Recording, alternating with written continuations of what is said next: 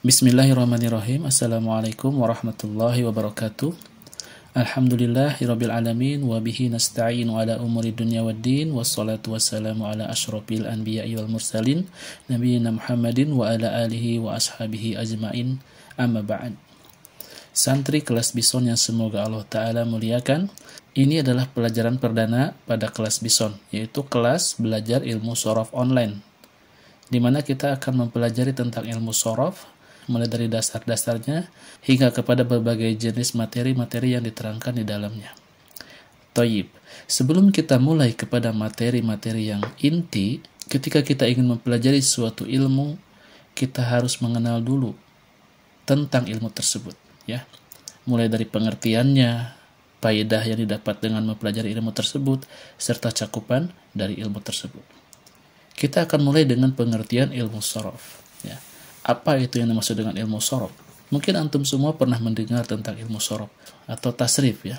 Akan tetapi tidak semua paham apa yang dimaksud dengan ilmu shorof atau tasrif tersebut. Nah, di sini ana mengambil catatan dari kitab lain yang mana ini ana sampaikan di sini agar antum semua bisa paham tentang pengertiannya.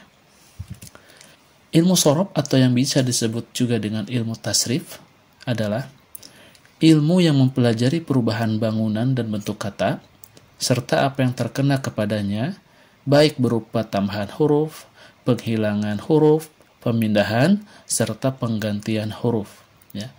Baik yang bentuk bangunannya sahih maupun yang mengandung huruf ilat, ya. Tentang istilah-istilah yang antum mungkin baru dengar, ya, seperti halnya bentuknya sahih, ya, huruf ilat, ya. Ini jangan dulu bingung, ya. Nanti insya Allah seiring waktu antum belajar ilmu shorof, ini akan menjadi sesuatu yang biasa kita temukan, ya. Apa yang dimaksud dengan bentuk bangunan yang sahih dan apa yang dimaksud dengan bentuk bangunan yang mengandung huruf ilat. Kemudian ini pun perubahan bangunan itu apa maksudnya, dan nanti kita pun akan belajar juga, ya. Bentuk kata itu apa saja, ya. Yang terkena berupa huruf tambahan itu apa saja, ya. Penghilangan, pemindahan, penggantian itu pun apa saja. Nanti kita belajar seiring waktu, ya, insyaallah ta'ala. Kita akan berikan contoh, ya, agar antum bisa memiliki gambaran apa yang dimaksud dengan bentuk kata, apa yang dimaksud dengan perubahan, ya, huruf tambahan dan lain-lainnya. Di sini ada contoh kata ini ain, lam dan huruf mim, ya. Dari satu kata tersebut bisa kita dapatkan makna yang berbeda dengan berubahnya bangunan dan bentuk kata yang dimilikinya. Semuanya ini ain, lam, mim. Akan tetapi nanti kita bisa lihat perubahannya, baik itu perubahan dalam harokat, dalam huruf-huruf yang bertambah di dalamnya, serta dalam bangunan kata yang berbeda satu sama lain, ya. Di sini kita mulai dengan ilmun. Kita kasih harokat ilmun, maka maknanya berbeda, yaitu bentuk masdar, ya, yang artinya adalah ilmu, ya. Ketika kita ganti bentuk katanya menjadi alima, maka ini berubah lagi, yang artinya ini adalah alima, mengetahui, ya. Kemudian ketika kita ganti harokatnya menjadi ulima, ini pun beda lagi, diketahui maknanya, ya. Di sini ada lagi ya'lamu. Ini pun mengandung makna yang berbeda dengan sebelumnya. Kemudian ada yu'lamu. Hanya beda harokat, hurufnya sama, akan tetapi maknanya ini berbeda. Kemudian ada lagi alimun. Ya, ini pun beda maknanya. Nanti ana terangkan satu persatu, ya, insyaallah ta'ala. Ada lagi ini ma'lumun. Di sini ada lagi alamatun. Ya. Ada lagi ulumun. Ada lagi alamun dan a'lamun, ya. Dari satu kata yang mengandung di dalamnya huruf ain, lam dan mim, ini ketika kita berubah bentuknya, berubah hurufnya, maka ini menjadi suatu kata dengan makna yang berbeda, ya. Di sini contoh ilmun ini artinya adalah ilmu. Alima ini artinya mengetahui. Ulima ini artinya diketahui. Ya'lamu ini mengetahui, hanya saja dengan bentuk berbeda, ya. Nanti kita belajar insyaallah ta'ala. Yu'lamu diketahui. Alimun orang yang mengetahui atau orang yang berilmu. Kemudian ma'lumun, yang diketahui. Allamatun, ini sigoh mubalaghah. Ulumun, ini jamak dari ilmun. Alamun, ini maksudnya adalah seluruh alam. A'lamun, ini jamak dari alam, ya. Itulah yang dimaksud dengan ilmu sorof, ya.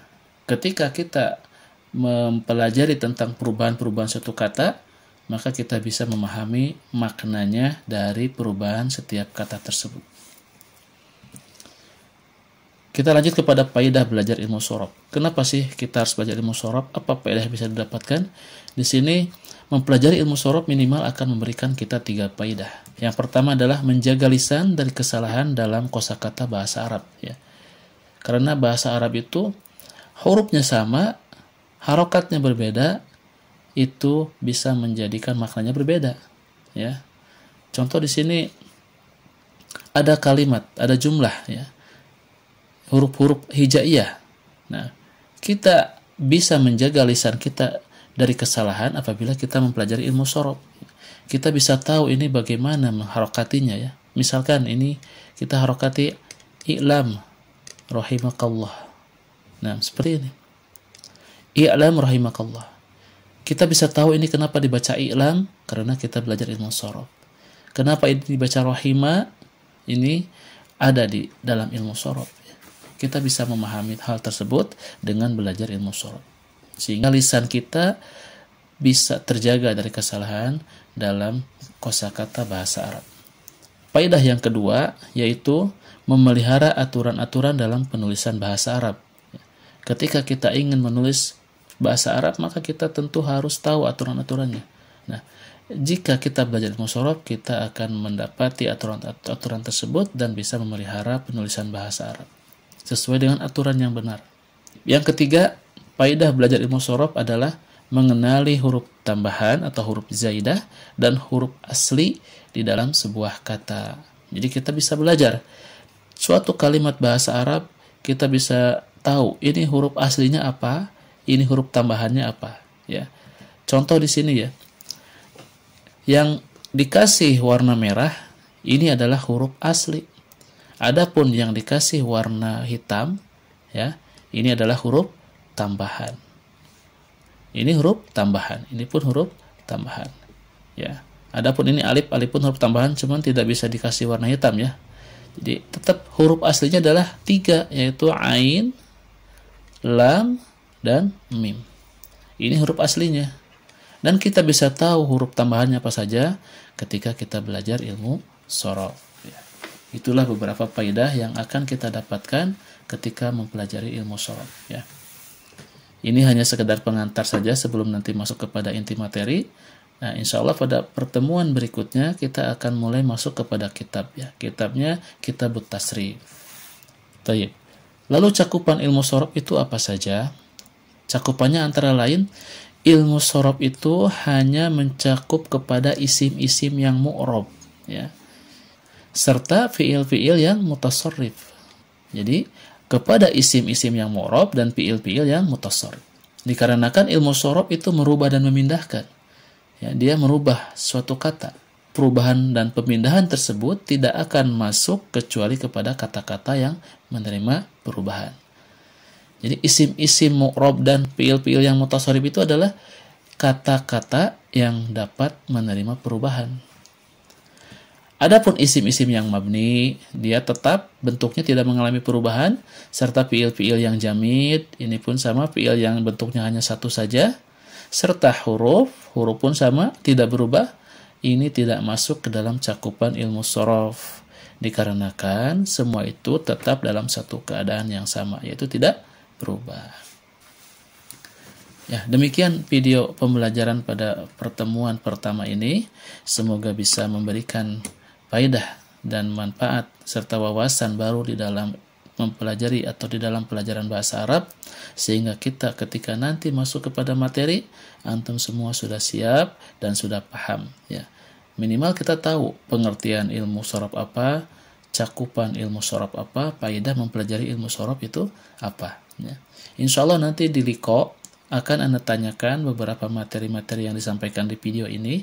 Silakan antum pahami dengan baik-baik, dengan benar, sehingga nanti Anda tanyakan. Misalkan Anda tanya, apa itu isim mu'rab misalkan ya? Apa itu isim-isim yang mabni? Atau apa saja cakupan ilmu sorof itu? Nah, antum minimal sudah bisa tahu, sudah paham dan bisa menjawab dengan lancar. Ya, silakan dipahami dan dipelajari. Kalau ada yang kurang paham, ditanyakan saja ya, baik di Liko ataupun via chat di grup WA. Demikian. Subhanakallahumma wa bihamdika asyhadu an la ilaha illa anta astaghfiruka wa atubu ilaik. Akhirul kalam wabillahi taufiq wal hidayah. Wassalamualaikum warahmatullahi wabarakatuh.